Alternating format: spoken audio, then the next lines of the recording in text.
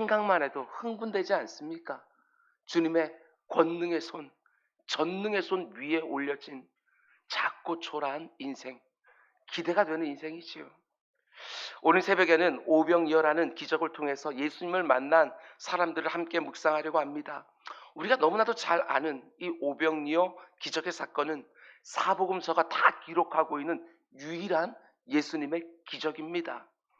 사복음서 안에 예수님의 여러 행적들이 다 기록되어 있지만 마태, 마가, 누가, 요한, 사복음서 전부가 다 기록하고 있는 사건은 예수 그리스도의 십자가 사건과 부활 사건과 그리고 이 사건밖에는 없습니다. 그러니까 우리가 볼 때에는 예수님 행하신 다른 기적들과 특별히 다를 것이 없어 보이는데 복음서 기자들이 볼 때는 이 사건이 너무너무 중요하다 이렇게 생각했던 것이지요. 그러면 왜 이 사건이 그렇게 중요할까? 이 사건 하나 안에 그 예수님의 앞으로 모든 사역과 예수님께서 이 땅에 오신 그 목적이 다 들어있는 거, 그걸 보게 되어집니다. 다른 복음서들을 보면 오병이어 사건이 있기 바로 직전에 제자들이 둘씩 짝지어서 전도 여행을 다녀온 것을 보게 됩니다. 하나님의 큰 권능이 자기들이 여행하는 내내 임했던 것을 그들이 다 체험하고 온 거예요. 먹을 것들이 주어지고 귀신이 떠나가고 병든 자들이 낫고 너무나도 큰 감격을 가지고 간증을 가지고 이들이 돌아온 것이지요. 제자들이 아주 수고롭게 전도여행을 마치고 이제 막 돌아왔기 때문에 예수님 그들을 데리고 벳세다 가까운 곳으로, 제자들이 좀 쉴 수 있는 곳으로, 사람들이 별로 없는 곳으로 데려가시는 거예요. 우리 주님 참 따뜻하십니다. 그런데 그곳으로 예수님이 가셨다는 것을 사람들이 알고 그 벳세다 빈들에 사람들이 몰려들기 시작하는 거예요.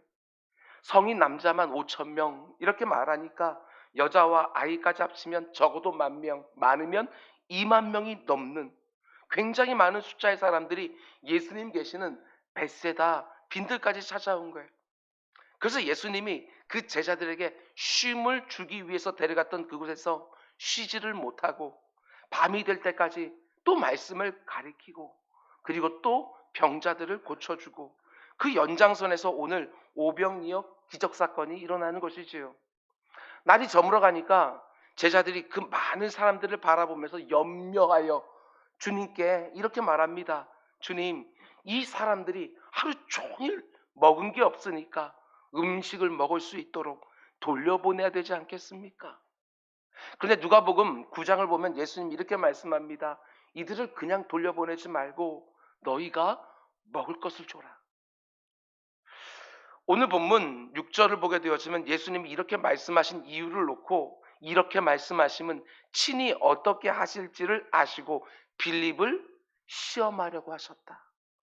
그러니까 너희가 먹을 것을 주어라 이렇게 말씀하신 다음에 시험하려고 하셨다라는 말은 그들이 진짜 먹을 것을 주기를 기대하신 것이 아니라 어떻게 반응하나 이걸 보기를 원하셨다는 것이지요. 제자들의 반응이 어떻습니까? 빌립이라는 제자는 이렇게 반응합니다. 7절 빌립이 대답하되 각 사람으로 조금씩 받게 할지라도 적어도 200데나리온이 필요합니다. 이렇게 말하는 것이지요. 오늘 본문만 보면 빌립은 굉장히 논리적이고 수학적이고 계산이 빠른 사람입니다. 적으면 10,000명 그리고 많으면 2만 명이 넘게 그 많은 사람들, 여러분 10,000명 2만 명이 모여있는 장소 상상이 되십니까? 그런데 딱 보니까 계산이 나오는 거예요. 충분히 못 주고 허기를 채울 정도만 주어도 200데나리온은 좋게 필요하겠구나. 그 당시 일반적인 노동자의 하루 일당이 한 데나리온이니까 우리식으로 말하면 계산하기 편하게 10만 원만 잡아도요 2천만 원입니다. 머리가 이렇게 비상해요. 계산이 빠릅니다. 얘들아, 목자 없이 유리하는 양과 같은 이 사람들 그냥 보내지 마라. 너희가 먹을 것 주어라. 예수님 말씀하시니까 빌립이 툭 앞으로 나서면서 이 일을 제기하는 것이지요. 주님, 그 많은 돈 우리에게 없습니다. 아니, 그 돈이 설령 있다 할지라도 어디 가서 이렇게 많은 사람들이 먹을 만한 음식을 살 수 있겠습니까? 당연하지요. 예수님이 그 사실을 모르셨겠습니까? 다 아시면서도 제자들의 반응을 보기 위해서 너희가 먹을 거 줘라. 이렇게 말씀하시는데 빌립이 곧바로 이렇게 반응해요. 주님 2천만 원 있어야 되는데 이거 불가능합니다. 두 번째 반응은 안드레라는 제자의 반응입니다. 8절 제자 중 하나 곧 시몬 베드로 형제 안드레가 예수께 여짜오되 여기 한 아이가 있어 보리떡 5개와 물고기 2마리를 가지고 있나이다. 그러나 이것이 이 많은 사람에게 얼마나 되겠습니까? 무슨 도움이 되겠습니까? 무슨 소용이 있겠습니까? 이 어린아이의 작은 도시락이. 안드레가 말하는 이 표현 하나하나를 보십시오.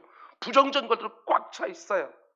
한 아이, 아주 작은 어린아이를 말하는 것이고 보리떡, 아이들의 입에 쏙 들어가는 작은 떡입니다. 물고기, 큰 물고기 아니에요. 국에 넣는 멸치보다 조금 더 큰 아주 작은 물고기예요. 한 아이, 물고기, 보리떡 다 표현이 부정적이에요. 예수님이 너희가 저 사람들에게 먹을 것 줘라 말씀하니까 안드레가 이렇게 반응해요. 주님, 보리떡 5개, 물고기 2마리밖에 없는데 이 많은 사람들에게 이게 무슨 소용이 있습니까?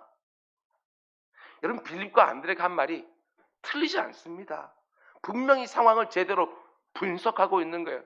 그러나 여러분, 이런 점을 우리는 놓치면 안 되지요. 성경을 문맥에 따라서 봐야 되는 거예요. 이 제자들이 직전에 뭘 경험했습니까? 하나님의 놀라운 권능을 경험했어요. 전도여행을 맨 처음 떠나갈 때 주님께서 말씀하셨어요. 배낭도 하나 매지 말고 돈주머니 하나도 가져가지 말고 그냥 가라고. 하나님이 다 책임져 주신다고. 다 예배해 놓으셨다고. 그들은 계산하지 않았습니다. 이 정도 전도 여행을 하려면 이 정도 돈은 필요해야 되겠구나. 계산하지 않았어요. 주님의 말씀 하나 딱 믿고 나갔다가 하나님의 놀라운 역사를 봤어요. 그런데 이 제자들이요, 또 계산을 하고 있어요. 제자들은 왜 예수님이 이번에도 필요한 것을 채워주실 것이다 믿지를 못했을까? 우리도 똑같습니다.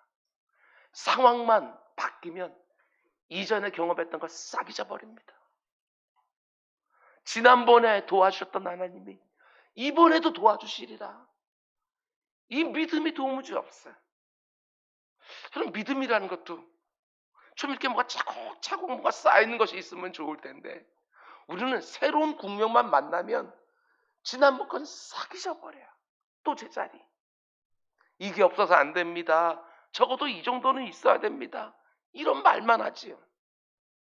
이번에도 하나님이 채워주시리라. 이 믿음이 없어요. 예수님도 아셨습니다.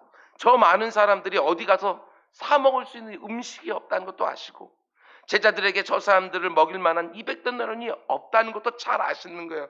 그러나 그들의 반응, 그걸 보고 싶은 거예요. 하루 종일 아무것도 먹지 못한 그 많은 사람들을 불쌍히 여기고 어떻게든 먹이고 싶은 그 마음이 있기를 기대하시고 너희가 먹을 것 주어라. 이렇게 말씀하신 것이지요. 제자들은 완전 실패했어요. 전도 여행 때 하나님이 자신들을 넉넉히 먹여주었던 것을 금방 다 잊어버리고 계산만 하면서 저 많은 사람들을 우리가 어떻게 먹을 수 있습니까? 어린아이의 이 초라한 도시락 가지고 도대체 뭘 할 수 있겠습니까? 자기들의 필요를 채우셨던 하나님이 그들의 필요도 채워달라고 이렇게 간구하지를 못하고 그저 자기들의 초라한 주머니만 바라보고 있는 것이지요. 예수님 결국 어떻게 하십니까? 안드레가 예수님께 가져와서 이 보리떡 5개와 이 물고기 2마리가 무슨 소용이 있겠습니까?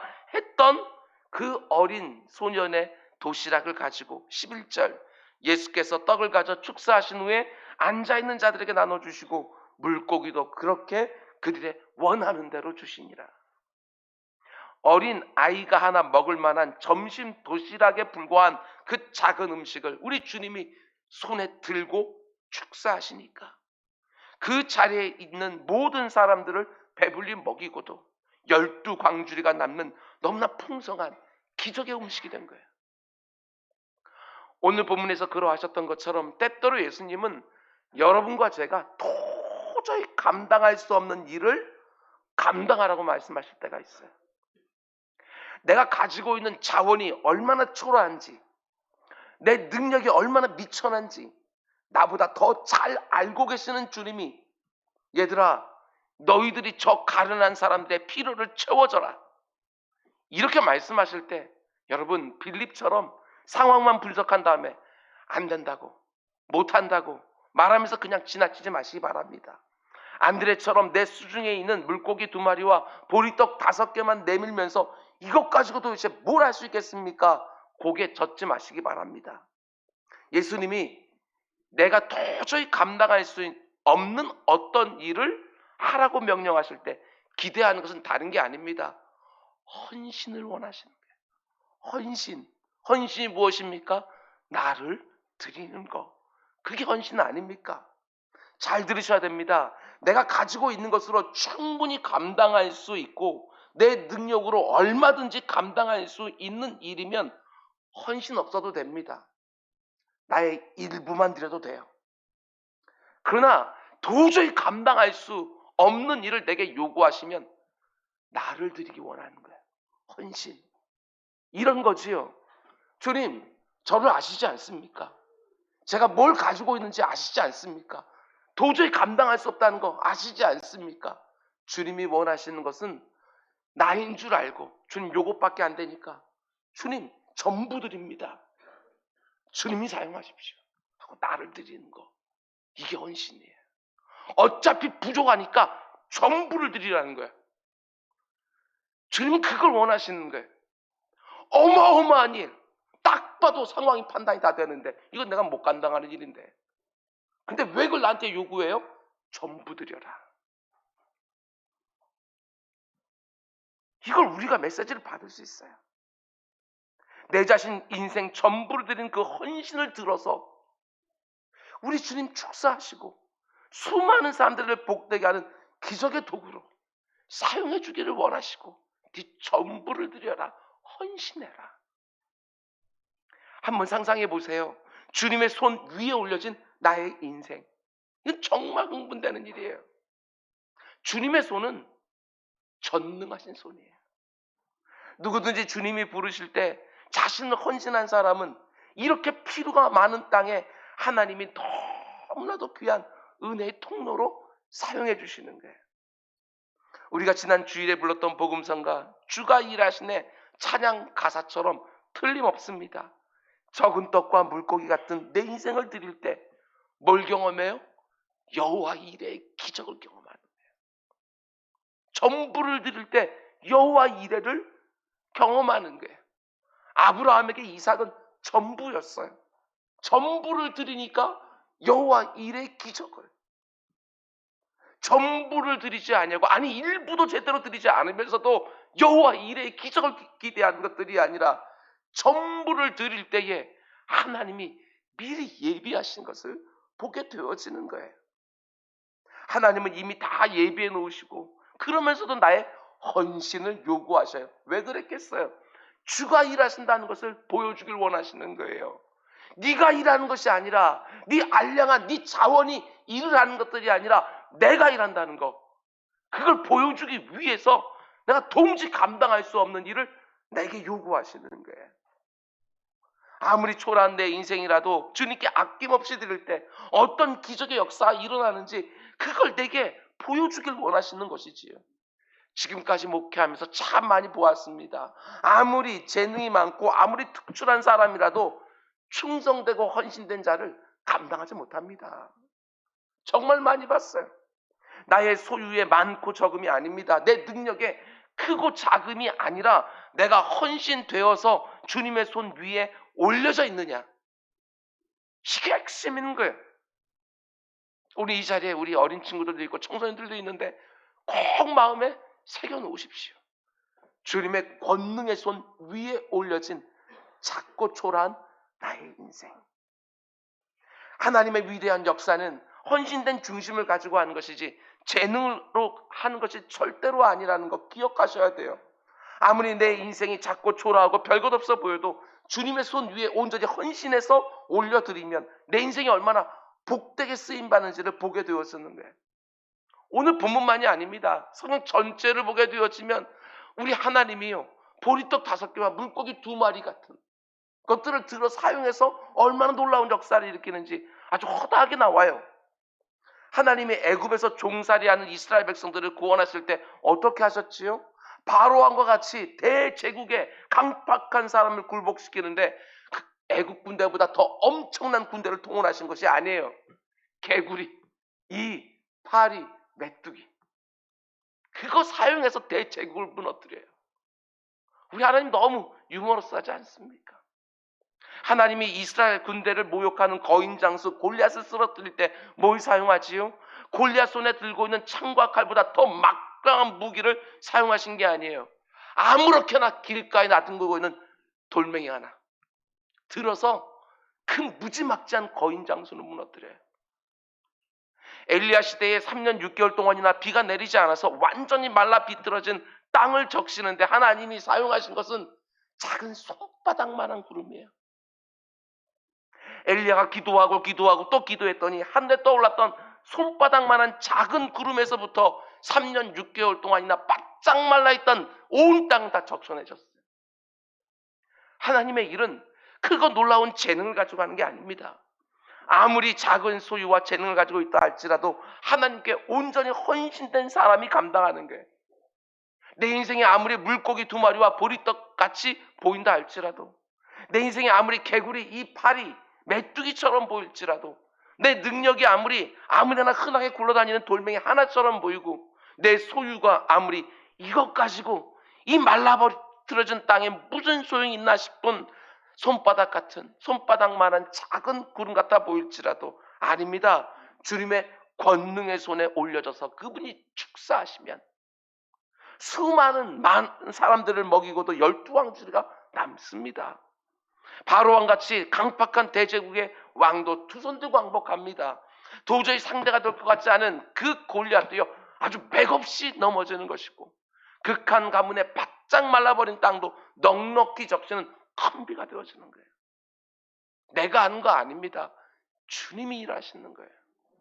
여러분 절대로 상황만 분석하고 안 된다, 못한다 그냥 지나가지 마시고, 내 모습만 보면서 나 같은 사람이 뭘 할 수 있겠나 냉소하지 마시고, 하나님이 나에게 뭔가를 하라고 말씀만 하시면 저라도 괜찮으면 마음껏 쓰십시오.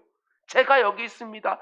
전부를 드립니다 하고 나를 헌신해서 주님의 손에 올려드리고 기적의 도구로, 은혜의 통로로 쓰임받는 우리 모두가 될 수 있기를 주님의 이름으로 축원을 드립니다. 어제 새벽에 한 집사님의 페이스북에서 이런 글을 보았습니다. 저것은 넘을 수 없는 벽이라고 고개를 떨구고 있을 때 담쟁이 잎 하나는 담쟁이 잎 수천 개를 이끌고 결국 그 벽을 넘는다. 참 귀한 말이었어요. 저것은 넘을 수 없는 벽이라고 고개를 떨구고 있을 때 담쟁이 잎 하나는 담쟁이 잎 수천 개를 이끌고 결국 그 벽을 넘는다.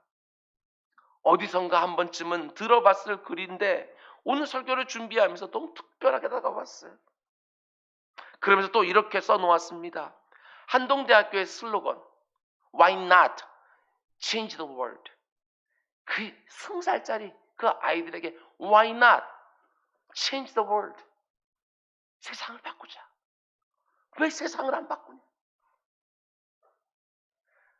우리 교회와 그 안에 있는 여러분과 제가 그렇게 크지도 않고 특출하지도 않지만 담쟁이 잎 하나로 담쟁이 1000개를 이끌 수 있는 그런 도구로 쓰임받을 수 있다면 얼마나 좋을까?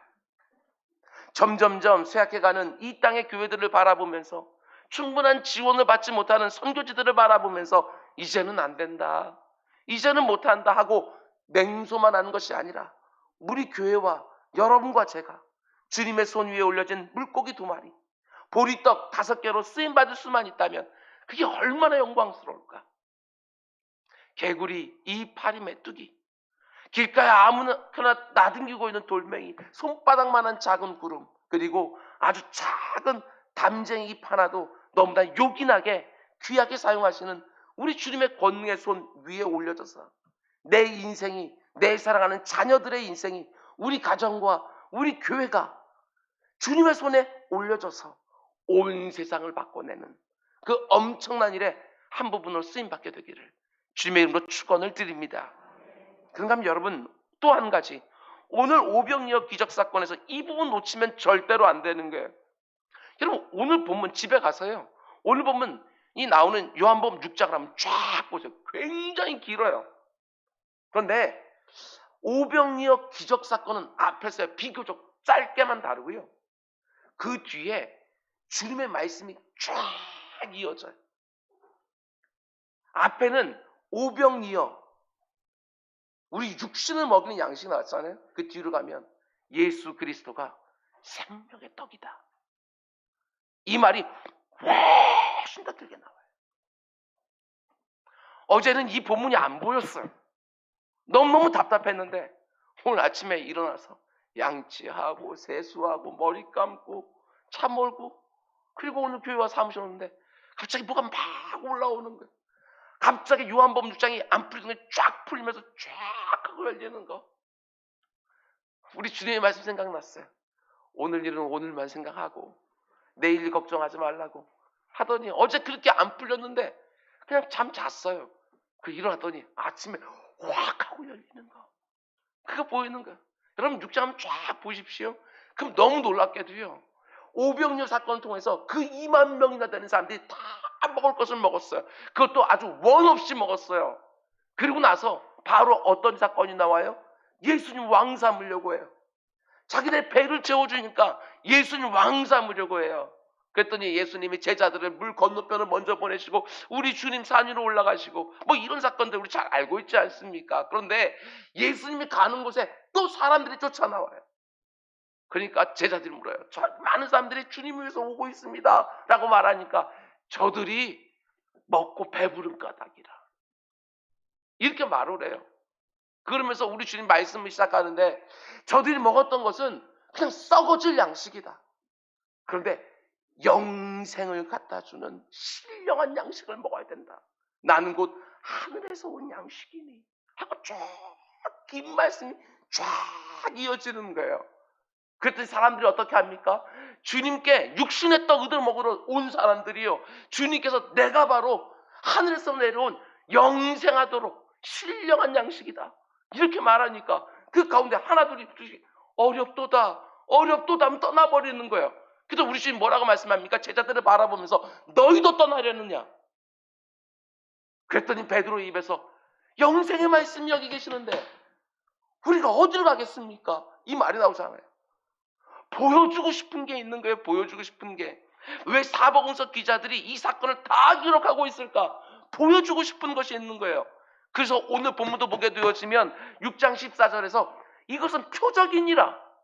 표적이 뭐라고요? 사인, 표지판, 예수 그리스도가 어떤 분인지를 보여주는 사인이에요. 생명의 떡이신 예수님. 모든 인생들이 예수님을 뜨겁게 만나고 제대로 만나서 그분을 먹고 마셔야 영생을 얻는다고, 사는 것처럼 살게 된다고, 그걸 보여주고 싶어서 우리 주님께서 그 오병이어 기적 사건을 보여줬는데 사람들은 그저 계속해서 자기 배를 채울 오병이어만 구하고 있는 거예요. 혹시라도 우리는 또 그런 거 아닌지, 늘 먹고 마시고 입고 먹고 사는 문제만 늘 염려하며 사는 우리들에게 주님께서 오늘 본문을 통해서 보여주고 싶은 것이 있는 거예요. 얘들아, 먹고 사는 문제는 물고기 2마리, 보리떡 5개로 충분해. 그런데 네 영혼의 양식, 그건 도대체 어떻게 할 거냐? 맨날 네 육신의 양식만 쫓아다니고 있느냐? 네 영혼의 양식은 어떻게 할 거냐? 니고데모 사건에서 보았던 것처럼 내가 거듭난 영혼이 여기 안에 있는데 그 영혼을 굶기면 어떻게 하냐? 우리 주님께서요, 우리들 먹고 마시는 그 문제만 해결해 주려고 하면 보리떡 5개와 물고기 2마리가 필요했지만 내 영혼을 먹이기 위해서 십자가 위에 오르셔서 자신의 몸을 찢고 자신의 피를 다 쏟아주셨어요. 그거는 기적이 되는 것이 아니라 우리 주님이 헌신해 주신 거예요. 자신을 드려준 거예요, 우리한테. 아낌없이. 근데 우리는 너무너무 아까워해요. 주님께 일부를 드리지도 못해요. 오늘 그 문제를 지금 보여주고 싶어 하시는 거예요. 먹고 마시는 문제, 육신의 문제만 해결해 주면 기적이라고, 은혜라고 그렇게 감격해 하지만 예수 그리스도께 십자가 위에 오르셔서 몸을 찢고 피를 다 쏟아 부어 주신 것은 봐도 감격인지는 없는, 다시 만나셔야 됩니다. 제대로 만나야 되는 거예요. 그 가운데 기적의 음식을 먹었던 그 수많은 사람들, 주님을 다시 뜨겁게 만나야 되는 것이고, 이번에는 제대로 주님을 만나야 되는 거예요. 우리 주님은 아무리 그 기적의 떡을 먹어도 자기를 십자가에 내어줄 거라는 거 다 하셨어요. 기적을 보고 쫓아다니지만 그들에게 자기의 몸을 의탁하지 않으셨어요. 여러분, 영혼이 먼저예요. 그리고 우리의 육신이 그 가운데 속에 복락을 누리게 되어지는 거예요. 신앙, 생활, 이 순서 잊지 마십시오. 여러분, 신앙이 제대로 서야 생활이 제대로 되는 거예요. 절대로 생활, 신앙으로 만들면 안 되는 거예요. 먹고 사는 생활이 먼저인 것처럼 생각하고 주님 뒷전에 밀어놓으면 우리 신앙이 서지를 않아요. 주님 안에 내 생활에 모든 필요가 다 담겨있다. 이걸 믿고 주님 앞으로 날마다 계속해서 나아가서 그분을 먹고 그분을 마시고, 참 많은 성도들이 오늘날 한국교회를 바라보면서 본문의 제자들처럼 말만 합니다. 말만. 헌신할 생각은 안 하고 말만 해요. 말만. 이게 옳다, 저렇게 해야 된다, 분석만 해요. 분석만. 다 똑똑이들만 있으니까 헌신할 생각은 안 하고, 빌립처럼 그저 계산만 하고 있으면서 이제 부흥은 안 됩니다. 부흥이 아니라 이제 생존이 우리에게 문제입니다. 혼자 똑똑해요. 안드레처럼 그저 냉소하면서 이렇게 쇠퇴한 한국교회가 어떻게 이제 선교지를 먹일 수 있겠습니까? 아닙니다. 절대 그렇지 않습니다. 다시 한번 하나님의 손에 올려지기만 하면 온 세상을 먹이고도 12광주리가 더 남는 거예요. 오늘 새벽에도 우리 주님이 여러분과 저를 보면서 말씀하십니다. 얘들아, 너희가 먹을 것을 주어라. 우리 주님 아십니다. 우리가 얼마나 작고 초라한지 주님이 아셔요. 그런데 왜 이런 말씀을 하신다고요? 헌신하라고, 네 자신 전부를 드리라고, 내 반응을 보기를 원하시는 거예요. 내 능력을 몰라서 그렇게 말씀하시는 것이 아니라 내 헌신을 보기 원하시는 거예요. 이것으로 무슨 소용이 있겠습니까? 이런 말만 하는 것이 아니라 날마다 주님을 먹고 마시면서 그분의 마음과 내 마음이 하나로 딱 포개어지면서, 예 주님, 주 안에서 능치 못함이 없습니다, 이 말을 하고 헌신을 하면 주님께서 축사하시고 여러분과 제 인생을, 우리 자녀들을, 그리고 이 귀한 교회를, 한국교회를 다시 한번 사용하실 것이다. 이 믿음 가지고 오늘 하나님 앞에 기도하는 우리 모두 될 수 있기를 주님의 이름으로 축원드립니다. 우리 기도하겠습니다. 사랑해 주님,